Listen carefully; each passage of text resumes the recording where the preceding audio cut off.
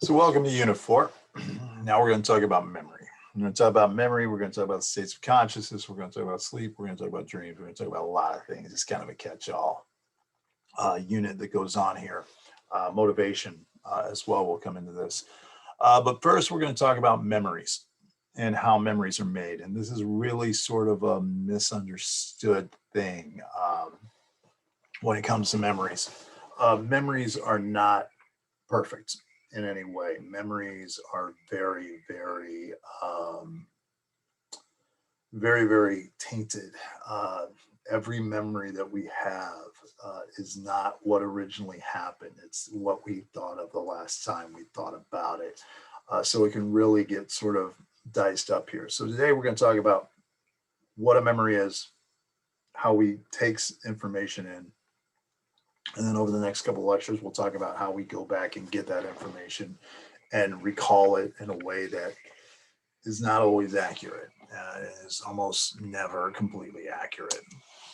So what memory is it's learning. It's what we learn over time. It's who we are. I mean, without memory, we'd have to reinvent ourselves every day. I'd have to learn language every day. I'd have to learn how to button this button every day. I'd have to learn how to shoot a basketball each day. I wouldn't normally know how to do that. And so memory is really what makes us. It's any learning that's persisted over time. It's the names that I know. It's the events that have happened to me. It's the values that I have. It's how I make an egg. It's all of these things. Without memory, I'd be a stranger to who I am, and I'd have to reinvent myself every day. But the trick is that memory is not a videotape. Memory is not a photocopy. Memories are personally constructed. They're fluid, and they depend on a lot of things. First off, it depends on how I'm taking the information in. Am I in a time of stress? Am I a happy guy? Am I a sad guy at that time? Am I looking for the good? Am I looking for the bad? And all these particular things. Then also it depends on, once I put the memory away, how do I pull it out and how do I put it back again? The best way that I can give you an idea of a memory is this. Think of a toy. All right, let's take this guy right here. I just so happen to have one. This is a little Yoda. If I tap his head, he's pretty amazing. Makes noises and all that. It's fantastic. Okay, now this Yoda that I have here is taken out of the box. He's no longer in the box. I got you. So as a result, he has lost value. Why has this lost value? Because it's been taken out of the box. Well, the reason it's lost value, all right, be quiet. The reason that it's lost value is because when it was created in the factory and made in China, go figure. Okay, you're gonna put you over there. But when he was made in China, in Beijing or wherever, and put there, he was created a certain way, put into the box, put into the wrapping and all those other things, shipped across and given to me. As long as he's in that box,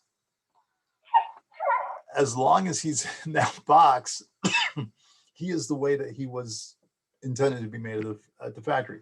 Once I take him out of the box, I've gotten my fingers all over him. I have put batteries in him. I've tugged the ears. I've put this necklace on and I can put it over here or whatever. This isn't the exact same guy that showed up, that was made in the factory. And the same thing happens to our memories, is that when we experience something, we put it away a certain way, and we're not necessarily putting it away accurately, but we're putting it away a certain way. And then when we go and we retrieve it, it is based on, gotta figure out how to turn that off. When we retrieve it, it is based on how I pulled it out. How much of it did I pull out? Did I pull all of it out? What kind of a mood was I in? You know, any sort of changes. Give you an example. Let's say you're in love. You're in love with someone. You're in a great relationship. Everything is fantastic, and it's nothing but puppy dogs and unicorns and happiness. Then you found out that this person cheated on you yesterday. So now where you had all these wonderful memories of them before, now you're going back to the memories and you're going, oh, he lied about that. What else did he lie about? Or if she wasn't honest there, what else wasn't she honest about? You know, and so we go back and we actually change the memory. Two people can have totally different memories of the same event, and no person is necessarily lying because that's how they took it out. But our memories can be manipulated. You know, you go to a party and it's like, you have a good time. Yeah. Hey, remember that blue shirt you were wearing? It was a blue shirt. It was a green shirt. No, it's a blue shirt. You sure it's a blue shirt? Yeah, it's a blue shirt. Oh, okay. And now you put the memory back as a blue shirt. Maybe it was a blue shirt. Maybe it was a green shirt. Maybe it was a red shirt. But we can be influenced by others. And again, here's kind of how memory works. Okay. Think of your brain as a big grassy field. It's this big, big grassy field of nothing being connected. Then once we do something, once we go to a memory, and memories are located all over our brain, but once we go somewhere, at one time it gets pretty good. But then as we do it again and again and again, it becomes a more defined memory. My ability to walk is a memory. My ability to be able to snap my fingers, I got to remember how to do that. That's a memory. And it's very easy for me to do this, very easy for me to talk because I've done it again and again and again. So a lot of our procedural memories are these nice, nice roads that get built. But then the problem is when you don't go or you don't use a skill or you don't go to an episodic memory or whatever for a long time, then grass starts to grow back over it and it's harder to find that. And so we're inspired to find that. Give you an example. My wife and I originally dated in college from 88 to 89. We were together, very much in love, blah, blah, blah, blah. Something happened. She picks another guy, dorm room, whatever. We get back together 20 some years later, 22, 23 years later. We get back together. And she went on and she got married, had some kids. I went on to disastrous relationship after disastrous relationship, never quite worked out. And every girl I ever dated, I compared to her. And I always thought about our relationship and I always compared other girls to her. She's married, kids. We get back together and immediately I'm like, oh, it's you. You're the one. This is everything. And so we go, well, you remember the time and you remember the time and you remember the time and you remember the time and you remember the time. And she couldn't remember any of the times. She had very fuzzy memories of when we were together before. It just wasn't quite perfect. But I had very vivid memories of us being together. And I noticed when she would talk to her friends, yeah, you know, we kind of dated, we were friends back in college. We were more than that. And one of the reasons why is I always went back. I had a road like this. I was always going back and thinking about her. Her memories of me were like this. She couldn't go back to it. She couldn't think about me while she was married. You know, she couldn't think about me and she's raising kids. So she did sometimes. But so the grass is growing back over the field, yet I'm going to that memory again and again and again. Now, that was 11 and a half years ago when we got back together. Now, if you ask me today, what are my memories of dating my wife in college? I'm back over here. And it's a grassy field because I don't go back to those memories anymore. I don't think of her in college and whatnot. As a matter of fact, about a year or so ago, a friend of mine posted this on social media, and this is a picture of her and I hanging out at somebody's house in college and playing Pictionary. Do I remember that night? No, I don't. I don't. I remember that apartment. It's my friend's apartment. I remember that decoration behind it. I remember that we played Pictionary and we're laughing, and I remember us laughing all the time. I remember that tie. I love that tie. I remembered she was, you know, summertime. She was tanned.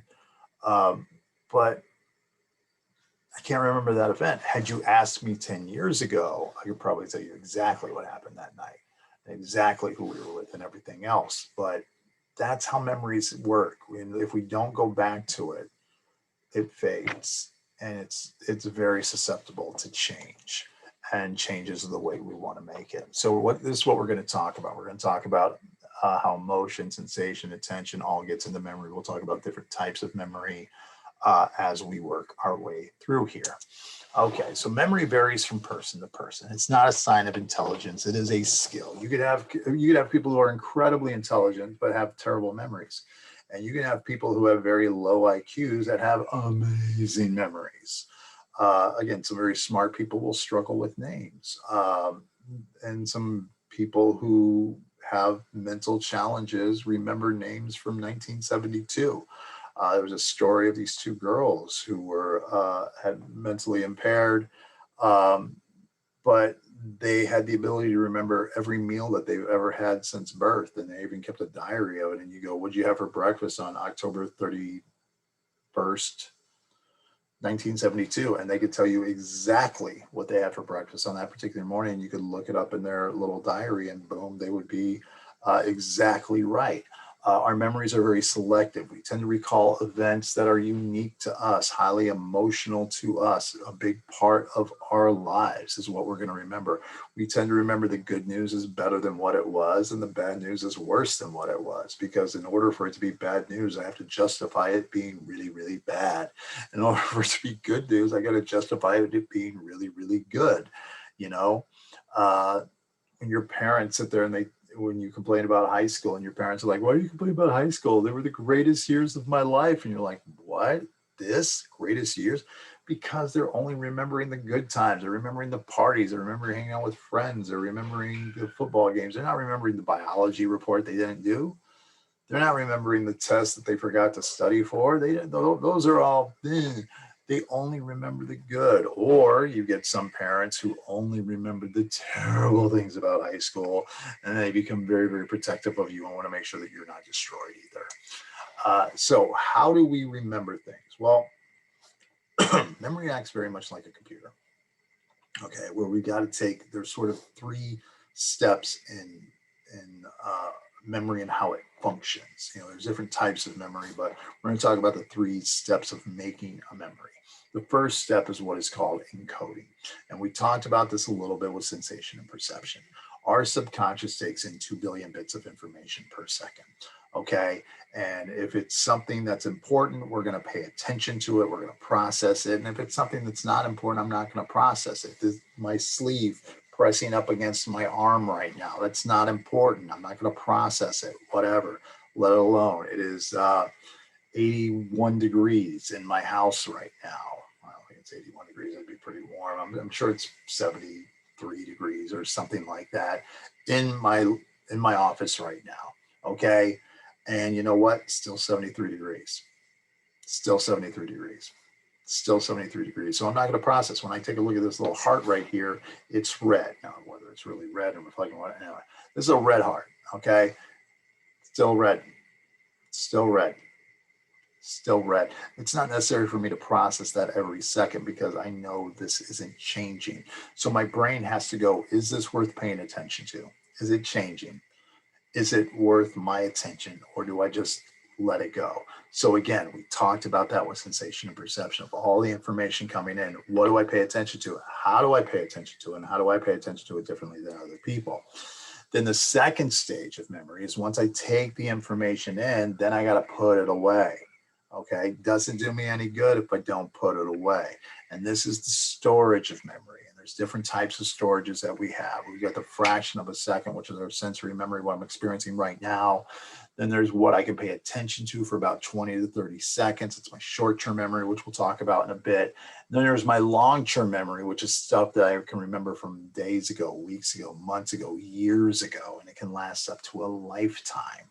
So I've got to store the material. I got to put it away someplace in my brain. Then I got to go back and get it. I got to find it.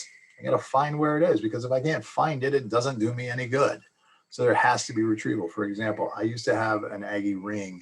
I've got a new Aggie ring, but my original Aggie ring that I got in college, when my daughter was little, she was playing with it, and I'm pretty sure she lost it. I'm not sure where it's lost. Well, if I knew where it was lost, then it wouldn't be lost. It could have been in one of my old cars. It could be at her grandfather's house. It could be a lot of different places.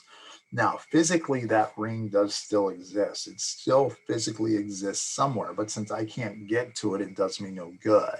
So we could have memories in our mind, but if I can't get to that memory, it doesn't do me any good. So I got to be able to retrieve it. So I got to take in the information, I got to put it away, and I got to retrieve it. Just like a computer, you got to type into it, you got to save it, and then you got to be able to go find the file. If you can't find the file, does you no good. That's basically the 3 different steps to memory.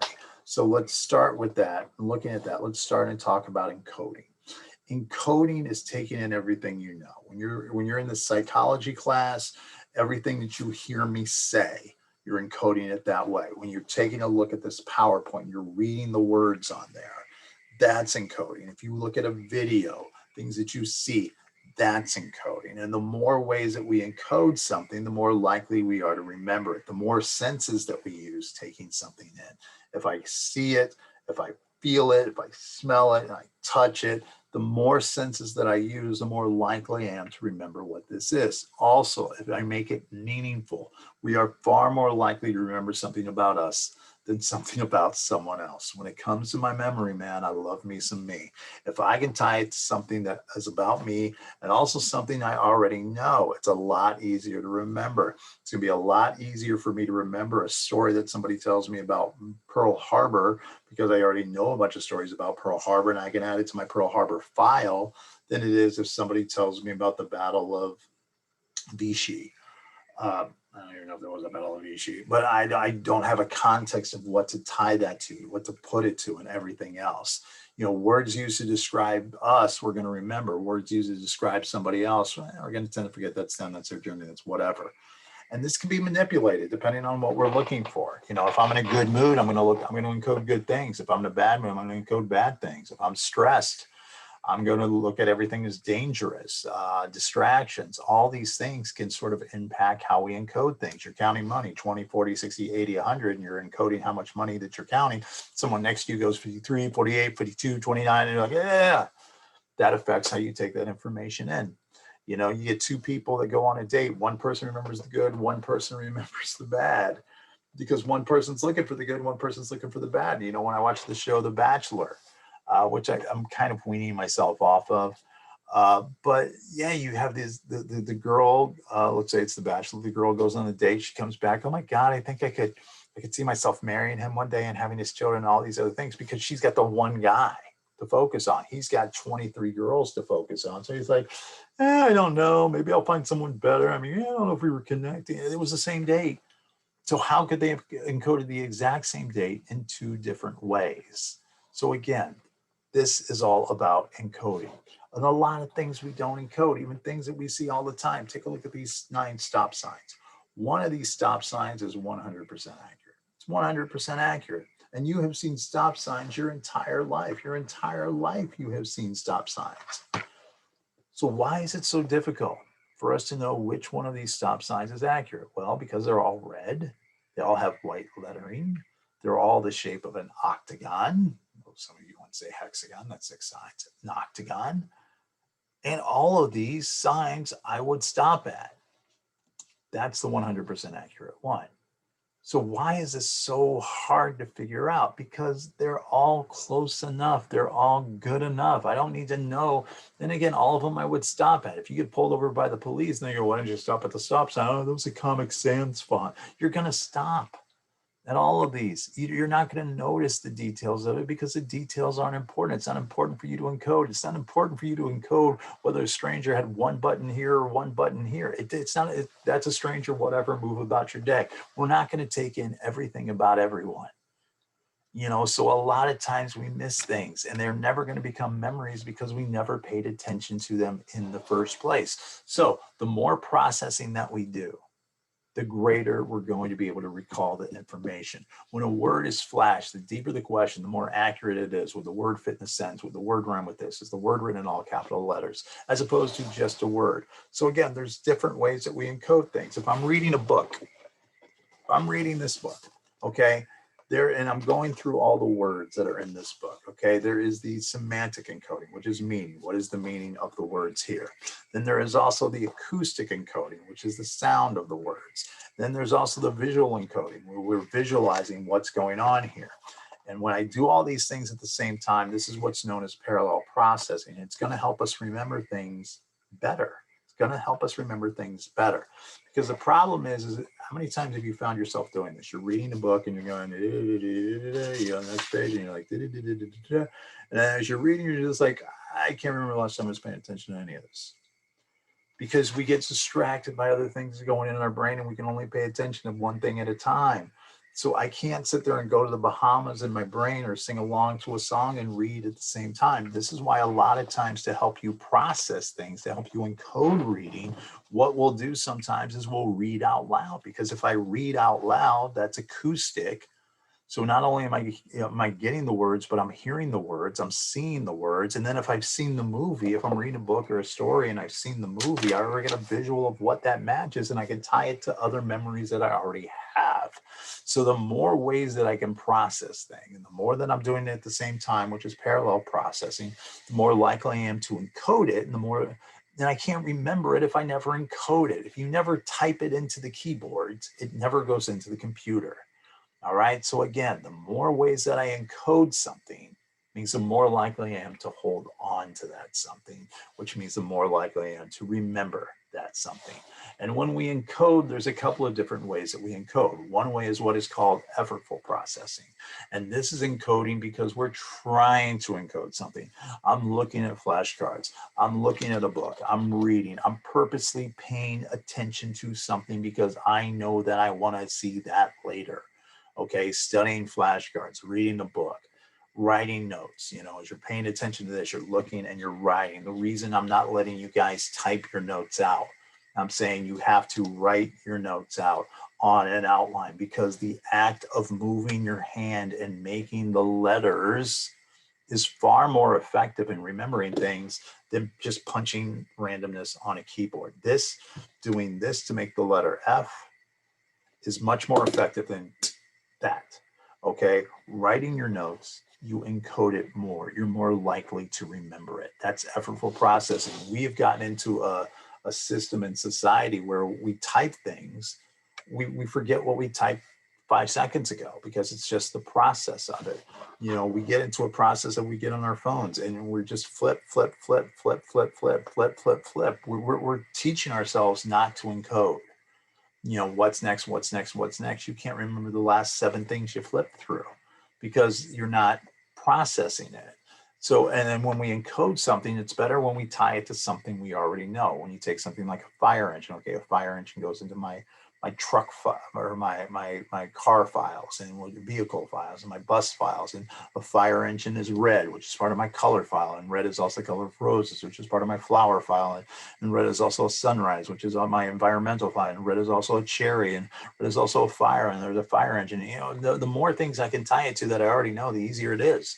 That's why if I hear a song from an artist I already know, if I get a new song from Sting, okay, let's say Sting releases new music. I've got so many files of music from Sting. That's another song from Sting. But if you took some random artist that I've never heard of and you go, hey, here's a new song from this guy, and I'm like, I've never heard of that guy, I don't have a file for him. It's going to be harder for me to remember that song. If I can tie it in a way that makes sense. Again, if I ask you to remember this: bird costume, mailbox head, river, nurse, theater, wax, eyelid, furnace, repeat it back to me, it's going to be a little bit hard to do. But if I take these words and I make a story out of them, and I say a man dressed in a bird costume and wearing a mailbox on his head was seen leaping into the nearby river. A nurse ran out of the nearby theater and applied wax on his eyelids, but her efforts were in vain. He died and was tossed into a furnace. And you're like, whoa, whoa, whoa, what? First off, what's he doing in a bird costume of all things? And why would the mailbox be on top of the head? What does that have to do with the bird costume? And why is he leaping into the river? What the hell is that going to do to the feathers on the bird costume? And how's the mailbox? Is there mail in there? Is it going to get that wet as well? Now, suddenly a nurse is running out of the theater. What the hell was a nurse doing in the theater? What movie was she watching, by the way? And she's applying eye wax to his eyelids, not his eyebrows, his eyelids. Why the eyelids? And is that on the mask or is it below the mask? And then suddenly she gives up and just tosses the guy into a furnace. Well, that seems a little bit extreme. But once you tell that story, suddenly those words: bird costume, mailbox head, river, nurse, theater, wax, eyelid, furnace, a little bit easier to recall because you've tied them to something that is meaningful. Okay, so effortful processing, when we get to different types of memories, effortful processing leads to what are called declarative memories. Declarative memories are facts, these are experiences, these are things that we are consciously aware of. These are things that we can recall facts, names, faces, trivia. These are semantic memories, which we'll talk about more in a little bit.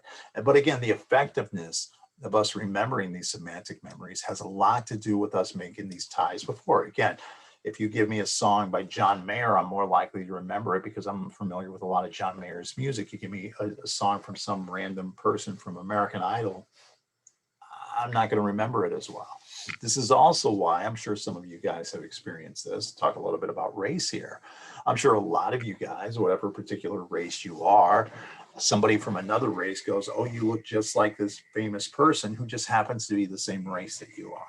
You're like, "I look nothing like that person." You ask other people of your race, "Do I look like?" "No, you're just two white guys. It doesn't look the same." We have more trouble noticing the differences between other people's races than we do our own race because we were raised by our family and we were raised to notice differences amongst our own race. As a white male, which is what I am, if you gave me a picture of somebody from Ireland and someone from Scotland and somebody from Germany and someone from Greece and someone from Italy and someone from France, I'd probably have pretty good odds of telling you which country each of those people come from. I know the differences between them. But if you gave me 5 pictures of somebody from Vietnam, Laos, North Korea, Japan, China, I'd have a harder time. Even though there are some distinct differences, I'd have a tougher time knowing those. You'd give me pictures of 5 guys, and one of them's from El Salvador, one of them's from Nicaragua, one of them's from Mexico, one of them's from Brazil. I'd have a difficult time with that. But yet somebody that is Hispanic would have an easier time noticing those differences between them. So again, this has to do with what we're familiar with. Again, Black participants knowing the differences between white faces versus Black faces, they were better with Black faces than whites. White participants far better with white faces than they were with Black faces. So again, this differences amongst people, it's easier when it's about us and what we're used to being exposed to. Now, automatic processing, which is most of the processing that we do, most of what we do, 2 billion bits of information, we're not paying attention to them consciously, we're not making an effort. Automatic processing are memories that become processed without effort. If I asked you right now what you had for dinner last night, you could tell me what you had for dinner last night. It might take you a second, but then once you get to that, you're like, "Oh yeah." Even though you weren't sitting there going, "Oh wow, I need to remember this meal," you can remember it. The clothes you wore yesterday, you could remember. You weren't, putting on these clothes going, "I got to remember this because he's going to ask about it tomorrow." You're not thinking that. And as people are speaking to a toddler, they're not making a vocabulary list, but that toddler is still encoding words. They're taking in body language, the tone that goes with the language. The baby is encoding language automatically. Past experiences can impact how you automatically encode things. If you've never had trauma in your life and you're watching a scary movie, you can rationalize the scariness by going, "Well, those are actors, those are special effects." But if you have a history of trauma and you're watching a scary movie, you're going to encode that as, "Oh, this reminds me of that one event in my life that gave me this whatever," and it's going to be a little bit harder for you.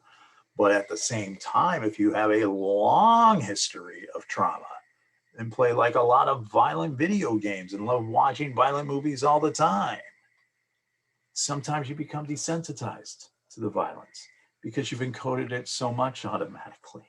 So again, that can have a lot to do with it. Having a song stuck in your head, which by the way is known as an earworm, a little snippet of a song, 15 to 20 seconds, and it repeats itself again and again and again and again and again and again and again without you consciously wanting it to. 30 to 40% of our conscious thoughts are involuntary.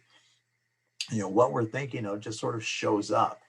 90% of people will experience earworms. 75% of the time we like the song, but we tend to remember the song we didn't like being stuck in our head because that was unpleasant. Most of the time, the song stuck in our head is a song that we like. We tend to recall the but the annoying experiences more often. Songs that are live and have lyrics last longer due to there's more processing of music that has lyrics. We process things that we're familiar with easier, and we tend to believe them because it's easy. Social media, heard it before, know the person, it's an appealing font, whatever. It's something I agree with. You know, if I believe that if I voted for President Trump in 2020 and I think he should be elected, it's going to be a whole lot easier for me to process an idea that the election was rigged than it is to believe that that I voted for the guy who lost. You know, so again, this is how we process things and how we do it automatically. And this leads to a lot of implicit, non-declarative memories, procedural memories, how we do things, what's called muscle memory.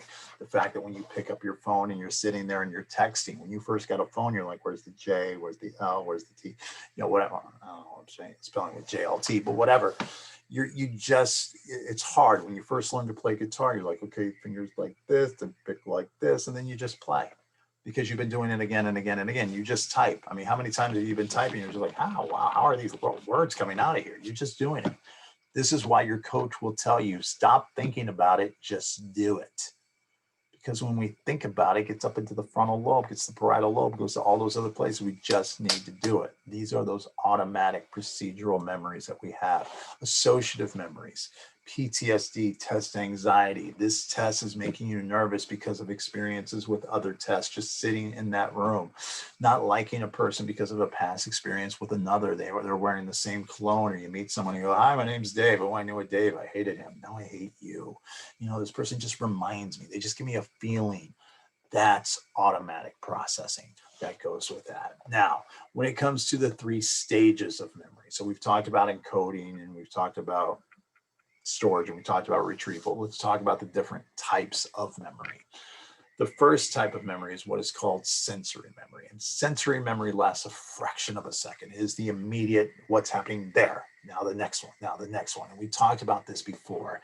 Every experience we have takes a fraction of a second for us to process it and then experience it. All right. And so a lot of times we're predicting what's happening in the future instead of really living in the moment. So this is our senses, what we get for a fraction of a second, then replaced by the next thing, then replaced by the next thing, then replaced by the next thing. That is our sensory memory. That's followed by our short-term memory. Our short-term memory is our working memory. It lasts for about 30 seconds. It's when you're reading this right here and then you're taking notes and you go, okay, we take what we already know and combine it with what we are currently experiencing. We take what we already know and combine it and combine it with what we are currently experiencing. We can only take in a few things at a time. And if I'm trying to take these notes while somebody's trying to talk to me over here, it's like, what? It's hard to do, which is also why I highly recommend you look at the PowerPoints ahead of time. You fill out your notes ahead of time so that when you come to class, you're not trying to listen to me and write at the same time. We tend to alternate between tasks very, very quickly. And that's why our short-term memory is very fractured a lot of times, which we'll talk about in the next lecture. And then in the lecture after that, we'll talk about long-term memory. And long-term memory can be from a few hours, you know, what happened a couple hours ago, what happened yesterday, to things that are going to last for a lifetime. But then that gets affected with how we pull the memories out. Okay, so again, the 3 stages of memory: the sensory memory, are we shallow processing, deep processing, which we talked about before. Is it short-term then versus long-term? So now we're going to take a look at sensory memory. And this will be the only thing that we're looking at in this lecture, is sensory memory. Okay, so again, immediate memory, fraction of a second. When we see someone, we process their gender within 0.15 seconds. We process their social status within 0.4 seconds. It's just this immediate fraction picture. This is what's happening. Now it's replaced with the next thing. Now it's replaced with the next thing. Now it's replaced with the next thing. And we're constantly replacing our sensory memory. A couple of different types. One is what's called iconic memory, which is visual memory. We all have a fleeting photographic memory. Okay, we have an amazing detail that lasts for about 1/10 of a second. Then our visual screen clears and it's quickly replaced by the next scene. Sperling did an experiment with this in 1960. He flashed a grid of 9 letters for 1/20th of a second, sometimes put a tone with it so it could be processed more, whatever. And then he wanted to see how people would process things. So let me sort of take myself, put me to the side. I'm going to try to put this up for a fraction of a second. Stare at the screen. And what you have. Now, most people will come back with QL5. That's what most people process is QL5. And if I give you, if I give you the screen back, QL5 right up top is what most people process. Rarely do people just go V7 or 3T. It's QL5. And the reason it's QL5 is because when we see numbers, letters, we're used to starting at the upper left and working our way to the right. That's how we're used to processing. You know, if you're Arabic, you might have gone 5LQ. If you're doing Chinese, might be Q3T because you're writing down, whatever. So, or is that Japanese? I forget. So anyways, that we can process things for a fraction of a second, then it's replaced by the next thing. We saw this when we talked about sensation and perception. Remember, we had this right here where we were talking about the opponent process theory of colors, and I have you stare at the dot, stare at the dot, stare at the dot, and the green, you know, teal getting tired, which is going to allow the red to come forward, the yellow getting tired, which is going to allow the blue to come forward, and then the black is going to be replaced by the white. And as you stare at the dot, stare at the dot, stare at the dot, take it away. And for that brief second, you have that iconic memory of what was there before. And that's replaced by the next thing. So as I'm staring at this flag right now, it's being replaced by a flag, replaced by the same flag, replaced by the same flag, replaced by the same flag, replaced by the same flag, replaced by the same flag. And that's that leftover image. That's your iconic memory, what your eyes see. Your echoic memory is your echo, what you hear. And this lasts a little bit longer, usually about 3 to 4 seconds. And it's words that just sort of hang in the air for a little bit. And it's why sometimes when someone's talking to you and you're not paying attention to them, they're like, what did I say to you? And you can repeat it. If you've ever had your mother walk into the room and just like, would you take out the garbage? I'm tired of telling you to take out the garbage. You never do anything around this house. Just go take out the garbage. You're like, yeah, okay. And then she comes in and she goes, what did I just tell you? I said, take out the garbage because I never take out the garbage. I never do anything you say. Well, you weren't actively listening, and they still get upset. And as you're saying it back to you, you're like, wow, this is amazing because I really wasn't paying attention to them. But it's like an echo. It's like if you shout into a canyon about the amount of time it takes for that to come back and hit you. We have this sort of pause, this echoic memory that we're doing this processing with. And this is also where it comes in, which we talked a little bit about before, the cocktail party phenomenon, which is our ability when we're hearing to sort of tune out other conversations that are going on. So I can focus on this conversation here, there's a conversation there happening there.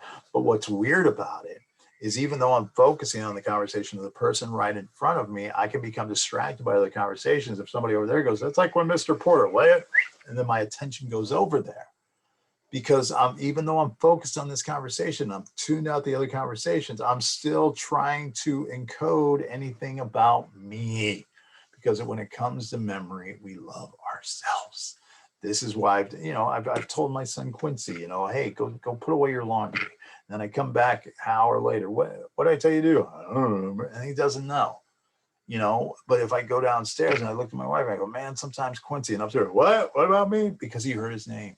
So a lot of times when I need to talk to my kids, I'll repeat their name to them so that they're constantly paying attention. That's the cocktail party phenomenon.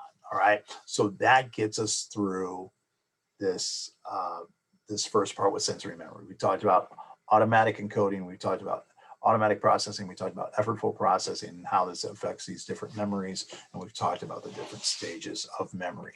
So next lecture, we are going to talk about working memory, also known as short-term memory.